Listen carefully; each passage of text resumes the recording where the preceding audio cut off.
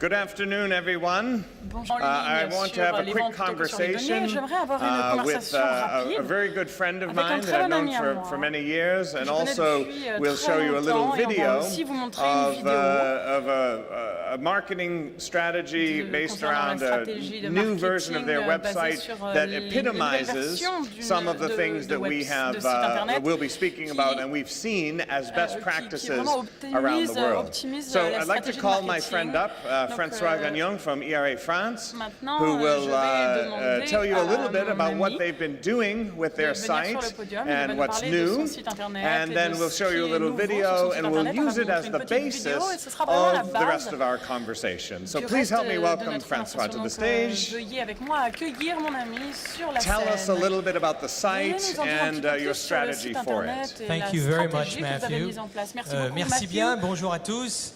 C'est avec grand plaisir que cet après-midi, nous allons faire le lancement officiel de notre nouveau site internet ERA, un new website, et que nous avons présenté cet après-midi, qui a mis pas mal de temps à se mettre en place pour son lancement, suite aux différentes justement informations qui ont été préconisées par non seulement Matthew, mais les autres présentateurs qu'on a eu ici au congrès de Rent, et qui ont été basés sur réellement 4 points très importants pour le lancement et la mise en place de ce nouveau site internet. So 4 important points. Le premier point qui est les photos. D'accord? Et Mathieu, justement, parle tout le temps de l'importance d'avoir l'effet wow, comme on dit, que quand vous avez l'internaute qui va sur votre site, did I do that right? Yeah, perfect. L'effet wow, que quand vous avez l'internaute qui va sur votre site et qui regarde justement votre site, est-ce qu'il fait wow ou est-ce qu'il dit bof, ça va? Donc on a travaillé très fort là-dessus, d'avoir de grandes photos, grand format. Le deuxième point qui était l'importance de la géolocalisation. Geolocation.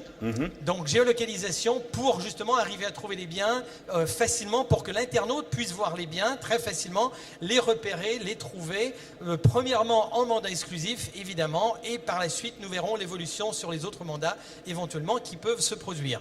Le prochain point qui est les points d'intérêt, points of interest, point d'intérêt qui, si vous avez assisté à la dernière présentation de la dame qui était ici, justement, qui a présenté, qui a parlé de lifestyle, justement, un peu le sens de la vie. Alors, point d'intérêt, c'est où se trouvent les lycées, les collèges, les magasins, les bars éventuellement, si ça vous intéresse, de façon à dire qu'est-ce qui peut être intéressant pour nous et est-ce que c'est un coin, est-ce que c'est un quartier où j'aimerais y habiter et où je pourrais m'y plaire.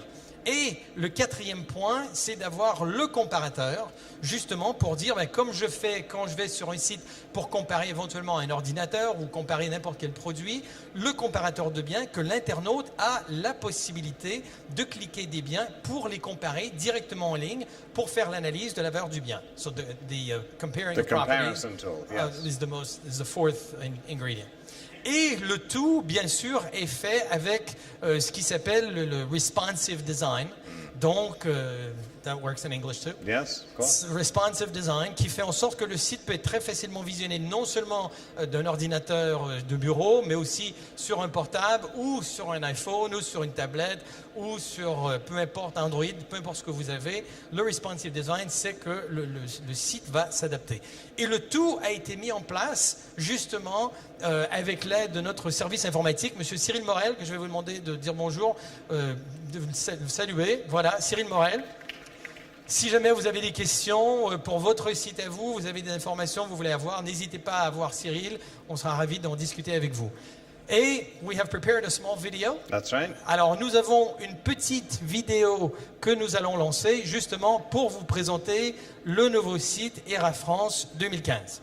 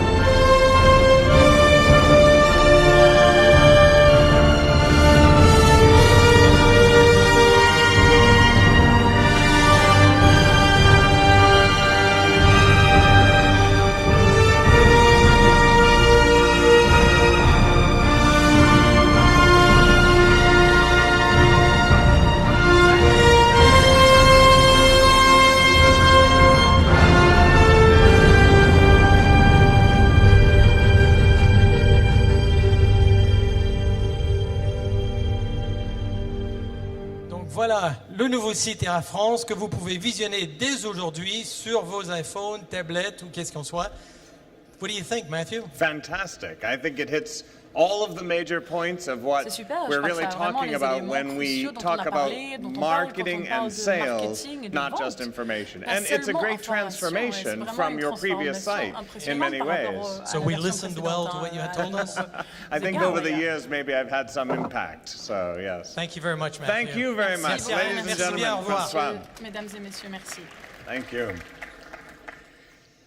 As you can see from the video, the best practices of engaging the public with your site are truly sales practices. In many ways, the addition of emotion and creating a compelling value proposition isn't really wrapped around size, dimension, and in many cases, it's the same skills that we use when we are face-to-face with people, simply transformed onto the web. Whether it is the mobile web or a desktop web, it's always about selling. And that really leads us into the conversation I'd like to have with you here today, which is to encourage you to look at the creative side of the marketing proposition, to not simply arrange information in a convenient format or even a format that's driven by the needs of the technology, but to continue to arrange it in the way that creates a compelling and interesting and engaging experience. I was personally excited to see the baby in the beginning because in many ways you look at a baby, it's smiling at you, and you have to have an emotional experience. And we land with a large photo, we land with a video, we land with an immediate call to lifestyle in real estate. Not the product for the sake of the product, but for the sake of the impact it has on our lives. And this is one of the most powerful ways that all companies position their products and services, by tapping into the fact that all purchase decisions are emotional and not technical. So today I'd like to share with you some additional thoughts on how that can work. But I also want to reinforce something I said earlier this morning. And it's a slight shift in our mentality when it comes to online marketing. Now, there's no question that the purpose of marketing ourselves and our listings online is to grow the business.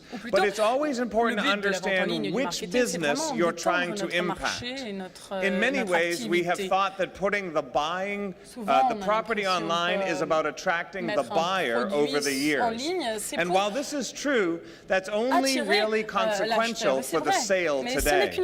I would like to always remind you to think that every marketing activity is not only about the buyer, but about the prospective next seller. Because every seller today is going to look at what you're doing for your current sellers when they're considering whether you are the right person, you have the right firm, you have the right brand, and you have the right technology to sell their home as well. So we become very interested in the buyer over the years, especially with respect to translation, with respect to distribution. But when it comes to the sales process, it's as much about the seller that's coming up as it is about the seller today. And most sites that have been presenting mostly data, most of these sites have been using rather poor psychology. And the art of sales is a psychological one, because our goal is to connect the heart and the mind with the value proposition. And so far, we have had a lot of work done in presenting the mind with information, and we need to perhaps stress more to the heart. And in fact, the standard has already changed. Because in the beginning of web marketing, we were just happy to get our inventory online. But today, the finest brands and companies, many of whom you saw examples of with Stephanie a few minutes ago, the finest brands around the world are not necessarily focused on the product, but they're focused on the experience. And that standard change means that in real estate, we have a lot more creativity than we are probably applying today.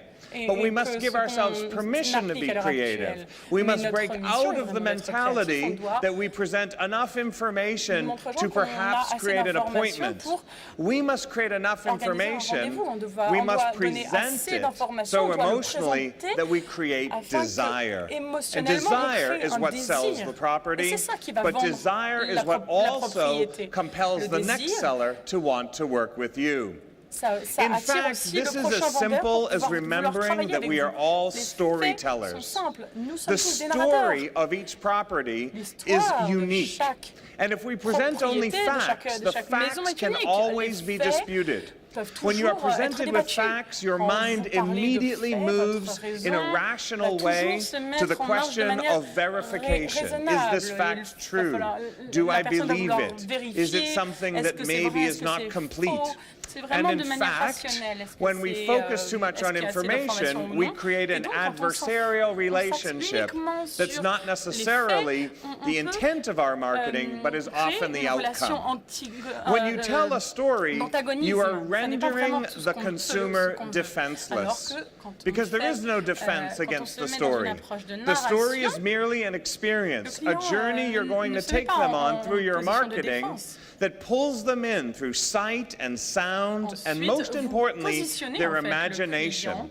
And if they can imagine themselves in your marketing position, then there is no defense. All that has to happen then is to properly create the close, properly finish the deal. When we think about this differentiation, we are truly thinking about looking at marketing online as storytelling rather than information. Now, this has happened in the most ordinary products online for years. If you think about the ERA site that we just saw, it is using some of the best practices that other industries have been leading the way in. For example, the automobile industries have long used initial large impact, the wow factor, if you will, to create interest and to engage the immediate imagination of the consumer. But when you look at an automobile, you think, well, it's a product that's rather ordinary, it's a product that is easily duplicated, there are lots of competitors to it, which is why the creative process needs to position even the most ordinary aspects of a product in an extraordinary way. For example, if you think about many of the photographs you will see on automobile sites, they take the most basic items and they make them larger than life. They take the wheel, they take some controls, they take the stoplight, and they turn them into perspectives that are larger than life. In fact, when you look at automobile marketing, you will rarely see the entire automobile. And this is telling us something about marketing products. Whereas we are so focused on trying to get the entire room in the photograph, it may just be one piece of the room that's more compelling. Not the wide-angle shot, but the narrow focus. Because the focus is on the piece that means something emotional. A fireplace, a window, a sunbeam. Things that aren't necessarily the 360-degree view, but the view that matters the most. And when we start thinking in those terms, they change the nature of all of our storytelling. On automobile sites, we start with an initial look at the property being the car in this case. Then we dig a little deeper into the special features, but positioning it, each one as its own value proposition. But when we get really good, we then create a full movie.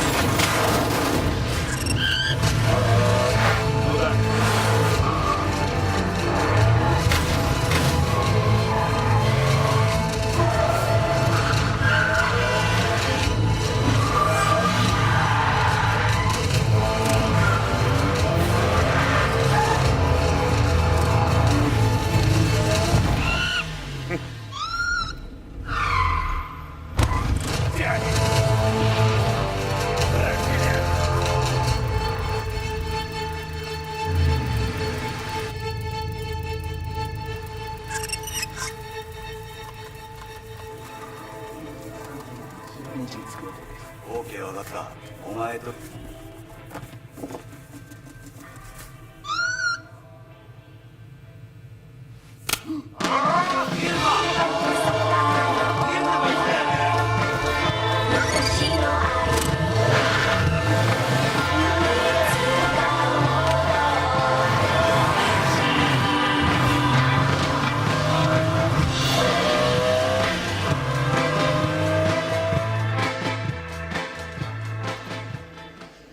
When you think about video marketing, we think it's normal to market an automobile with a commercial, with a video.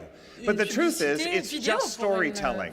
We didn't see the entire automobile. We just saw interesting pieces in interesting times. It involved people, a scene that was unfolding, some drama and excitement, and an opportunity for you to always be wondering what's going to happen next. In some points along the way, it created some stress. In other points, it created delight by making us smile or laugh. All of these are emotional triggers done through marketing to create an emotional response to the product. Now, this is normal in automobiles, but it's not very normal in real estate today. And my challenge to you is to look at your marketing and say, how are we using emotional psychology to connect the heart and the mind? Because we know that as we see stories, there's actually something going on in the brain, something that creates a connection. And we're not yet taking advantage of this kind of storytelling in the world of real estate. So how could we use storytelling better? Well, we think about the big photo, the big landing photo. Well, Dior has already understood that a simple and compelling initial image connects people to the spirit or emotion they want associated with the product. In fact, I think that when you combine an initial wow with a deep set of opportunities, for example, how is it that fashion houses have hundreds of videos, hundreds of videos on their products and services, and yet they're rare still in real estate? Certainly a market worth as much or more than simply fashion. We know that storytelling radically alters the way information is processed. It drops your defenses and brings you in. And when we think about that, we can open up new opportunities in visual storytelling. Visual storytelling means going beyond documentation, but it also means understanding that every device today is about the visual experience. Every single size of visual experience, including projectors and large-screen televisions. But essentially, every smartphone in your pocket is a television. And if you think about it as a television, it changes the entire game of presenting information. So what are some of the best practices that we can learn from other industries and from industry leaders? Well, here are a few that I've collected for you. Number one, and this is something I think the website that we just saw does very well. You must have an initial compelling moment. You have literally 4 or 5 seconds before a consumer decides to leave your website. You've done a lot of work, spent a lot of money trying to get them there. When they land, the only question you must answer is, why should they stay? And the number one way to do that is a large visual format. Whether it's luxury portfolio or real estate websites of all kinds, you must immediately present me with the largest full-screen, high-quality image, because this is going to give me an initial wow. But when you go a little deeper, this also must translate to every single listing. You cannot have listings where the standard is only small images.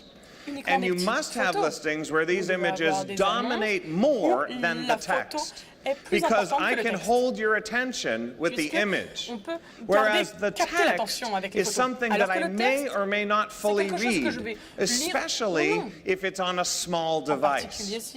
The more the TVs shrink, the more the visuals must get larger. So when you look at best practices in presenting each listing, dominate the screen with large photos. Now this is also going to challenge the concept of photography, because this means it's not necessarily going to be a smartphone camera that will give you the best results. We have very high resolutions even on the smallest handheld devices. And so your photographs must be taken with the highest quality optical equipment. So you start with an image-first design, thinking everything about your website is an image first. You then move to high-quality photography, which I'm sure you've heard now all day long. But I want to add something to this recommendation. I didn't put any photos on the screen because I didn't want to make it negative. But you know that you've been online and you've seen photographs of properties that shouldn't be online. You've seen kitchens that were not clean enough to be photographed, bedrooms where the bed is unmade. You've seen people simply taking a photograph because they think they need a photograph without any thought as to its emotional impact. So I want to give you a little thought, which is even bad photographs work. So good photographs will create a positive experience. Bad photographs do the same work in the negative. If I land on a listing and I don't care what price it is, and that image immediately puts me off, this room was not clean, this room is messy, this too dark, it's not been properly staged and prepared, then you will immediately create an emotion, because every image works. So I didn't want to make this a parade of bad images, because you know where they are. You can find them on your own. But go back to every listing you have and look at each of the images and write down the word, the first word that comes to mind. And if those are not the words of emotions you want associated with that property, remove that photo and do it again. It's not just about the camera. It's about thinking ahead. What is the proper angle? What should the lighting be? How do I prepare the room? Should something be removed? Should something be added? This is not optional anymore, because every image has an impact. I also want to remind you that making it mobile smart is not just about making it look good, but remembering that mobile devices are used to share information. So mobile smart visual marketing is trying to create a temptation. The temptation is that someone is seeing the image and they immediately want to share it, because that's what we do so much on our mobile device. So mobile smart means understanding that the image should be tempting not only to see the property, but to share the property. Now, related to images that may not be doing the work that we want, I also want to encourage you to improve the text. Improve the copy. In advertising, there is a reason why there are copywriters. These are professionals who use words to create an emotional connection. We're not yet using the text available to us as aggressively as possible. We should not simply be restating in the description what was already stated in a list or a table up above. We should only be using the description to tell a story. To tell a story that the seller may have told us about the property. Or to tell a story that creates an imagination that pulls people in, that makes them defenseless when they consider not buying the property, when they consider living in the property. Until your marketing gives people an estimation of what it will be like to live there, they will not be interested in seeing it to make a purchase.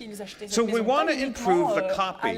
For example, many times we want to write about the size of a room. Quand on parle maybe de la the taille size isn't actually that good, d'une pièce, but you could think peut-être about qu'elle est what pas would très happen grande. in that room. Is this a room in which I might read a book, or listen to music, or play with my child, or sit in the window and paint? These are simple changes in perspective, but they're creativity changes. You have to imagine what living in the room is like, not what selling the room is like. Don't tell me that it's near the beach or the river or a lake. Describe what it's like walking down to that body of water in the morning, or walking through the park in the evening. Give me a story. If you remember the previous presentation, they marketed Louis Vuitton handbags without focusing on the handbag. We market automobiles by focusing on an experience you can have with the automobile, even if it's an imaginary experience. Maybe nobody in this room will ever be driving around with a monkey being chased by a bunch of Cadillacs. But it's the imagination of the movies that makes a difference, not just in the screen, but in the words. So I want you to go back and think about whether you're wasting that space. How can you take advantage of that space to write more creative copy? And I cannot believe that we're not that creative. Many of us would say, oh, I don't think I'm that good. But an exercise that I would recommend to you is to start by stepping back and just writing for yourself. How would you tell the story of this property to someone in a conversation? If they said, why should I live there? What's the most compelling aspect of it? Why did the current owners enjoy living there? As you write out what you would say in a conversation, you are truly creating the copy that should go online. Because the facts alone are never enough. And with better photography, a better copy, you'll guide your photography. As you write about a property, it gives you new thoughts as to which rooms should be photographed. It should also give you some guidance on how to photograph them. If you're describing a room in which I will read a book, why not position someone reading a book in the room? If you're describing a room in which I can invite friends and have wine, why not invite some friends and photograph them having wine? We often photograph properties as if all of the people have left the city. But no other product in the world is marketed like that. You will never see an Apple product without someone using the Apple product. You will never see an empty airplane flying through the air. There are always people involved, but the people can only be positioned. The product can only be photographed when we start to envision how you live in it before how you sell it. And people in action are the best stories because when we see a human being, we want to know what's going on with them. We want to connect with them. So here are 4 images that I took from different listings around the world. The top 2 are from France. The bottom 2 are not. Why do these work better than another kitchen with no person in it, a living room with just a couch? These work because I can imagine myself bicycling in the morning, or welcoming home my husband or wife in the afternoon with an embrace. The emotional placement in photography can be people, it could be some additional props, or items. It could even be animals, which gives us another way into the mind, into the creative imagination of the consumer. But showing people actually enjoying our product seems to be a big leap that no one has been willing to take. So I'm challenging you in this room going forward to think about how you bring the product alive. Would we have watched that car movie if it was driving with no driver? It wouldn't have made any sense. And a movie without a person is like a home without a family in it. Change the nature of the imagery. Now, this takes us to, of course, the greatest opportunity and the biggest challenge in sales online today. And that is thinking like a filmmaker, making commercials, not documentaries. There are plenty of documentaries out there, most of which we watch and fall asleep. There are few documentaries that move us to buy the product. But there are lots of great commercials that make us laugh, cry, smile, frown, and take action. And so thinking like a commercial filmmaker is different. And it means looking at the property in a different way.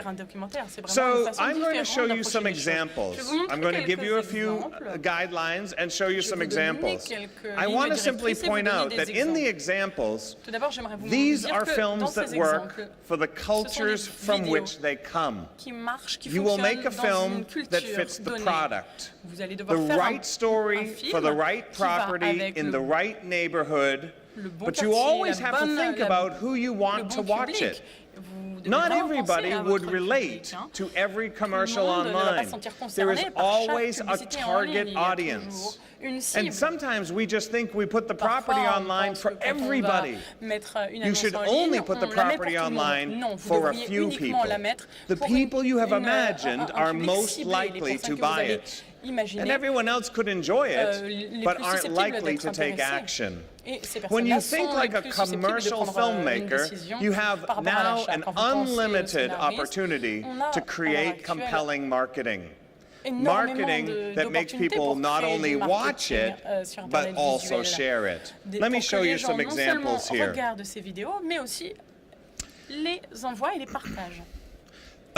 First some data.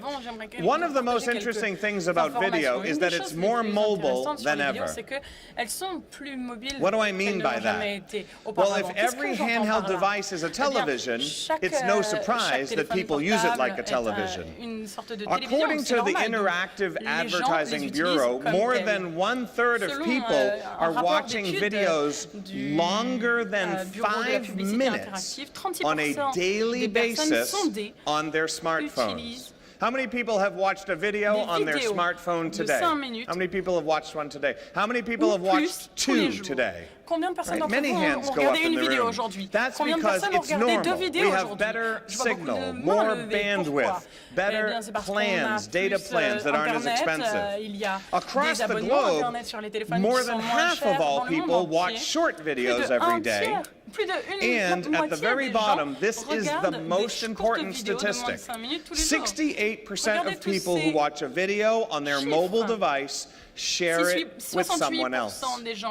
This is where you create excitement that creates a viral campaign. Don't worry about whether anybody finds your video online. Worry about whether they share your video online. This is a very different form of thinking. You're not worried about traffic. You're worried about the opportunity to create a fan who will share it for you. So let me show you this video and just give you an example of a story for a property.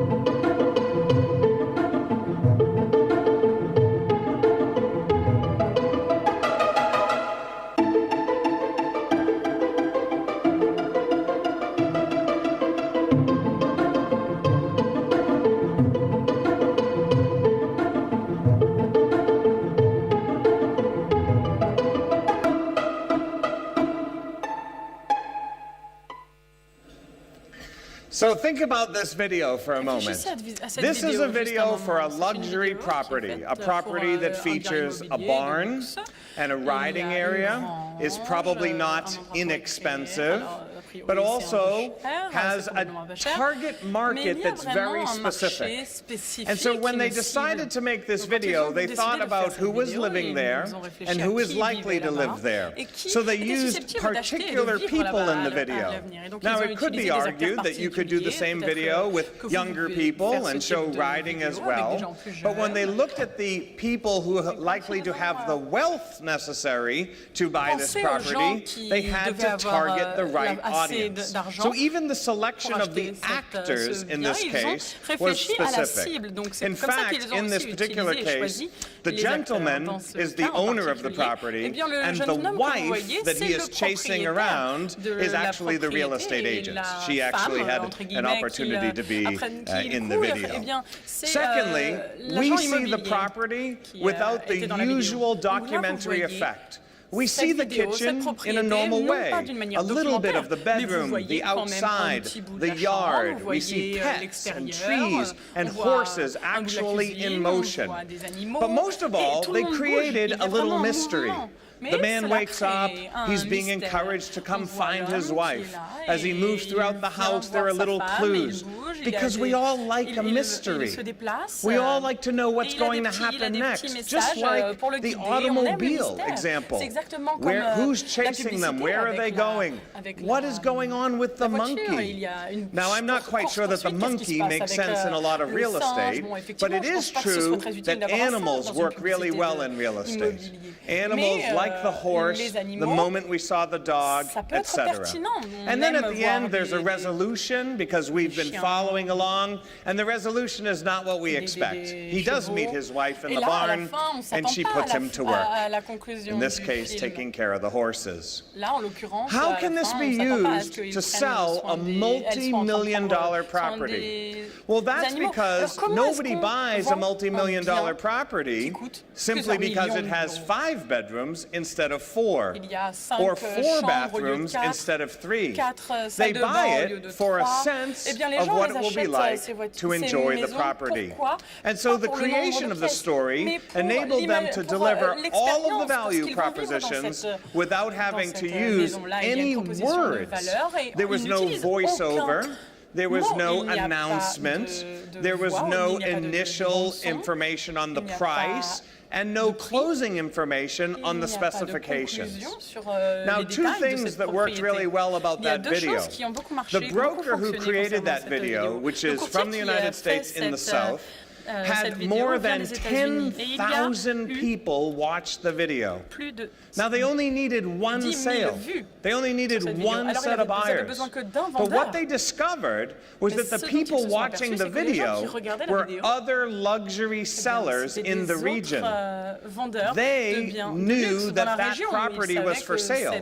They went to see the marketing for that property, and as a result, not only were they trying to find a buyer, but they found other sellers. And the brokers were getting multiple calls from other similar proproperties saying, I saw what you're doing for them. Could you do something similar for my property as well? Which goes back to the initial thought, which is this isn't only about finding the buyer, it's about building the future pipeline. And the video itself actually attracts customers that are beyond the initial thought. More importantly, this video became a tool that they used in every presentation after. Even for properties that weren't similar, they were able to go into a presentation, meet with the seller, make the argument for exclusive representation, because this was a level of performance, this was a level of marketing that would not be had in a non-exclusive exclusive relationship. Vous ne So pouvez which pas avoir allowed them dans to continue to get the partenariat qui ne kind soit of pas work that they exclusif. want, Ils ont montré but to do so with clients who were able to understand a marketing piece, not just a list of marketing activities. And because it's a movie, they were able to show it on their iPads or other tablets right in the kitchen with other sellers. Now, this was expensive to produce, and some of you might be thinking, I don't have that kind of money. I need a camera crew, people riding horses, a day of filming, editing, and so on. Well, for the price of the property, it made sense. But not every property would justify this kind of expense. Typically, something like that might cost $13,000 to $15,000 to produce. Expensive, but the property was $4 million. So you think to yourself, it's in line with the effort. It also had other uses. It had longevity. So it was an investment for the property as well as future listings. But what if you could be just as creative? And you could use film, and you could use this idea of an adventure to see a property, and you could do so for just a few €100. What if you could do the same approach on a very inexpensive house, using maybe some camera that you just own, like a GoPro? Or some other kind of everyday consumer technology. The next video I'm going to show you was filmed in Vancouver. It was filmed for about $425 Canadian, and most of that expense was simply in the editing. The actual filming was done by the agent and a very special actor. And the actor worked literally for biscuits. Qui n'a pas coûté grand-chose, vous allez voir, il a uniquement été payé en biscuits. She loves to talk about everything, and I love the way she looks at me. And those eyes forget about anything, tonight they've got a hold on me. And I don't really know why, but I can't turn away when you do the things you do.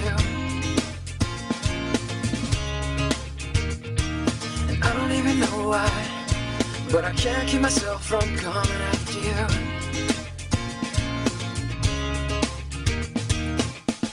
And I need you next to me, 'cause I'm so consumed by you. And it's where I wanna be, 'cause I just need to say to you, there's something about the way you look tonight. There's something about an entirely different experience for an entirely different target audience. Now, this property is a very simple property, not overly luxurious, very basic in terms of its features, and was a very low price, about $100,000 in Canadian money. And the buyer is probably not going to be someone with a lot of wealth. They may be a new buyer. They may be someone very young. They might likely have a pet. And they would be the target audience that needed to be featured in the home. Now, could we have taken the camera and simply walked through the home? Sure. Could we have given a visual tour that allowed us to simply make a circle in each of the rooms? Yes. We might have even added the exciting music. But it wasn't until they were able to create a storyline with the dog that things started to fall into place. We see the property from the dog's perspective, and the dog is looking for the owner to take him for a walk. It allows us to see the relevant pieces of the home, but to do so from a unique perspective, and also to suspend our belief in the facts. When we become the dog,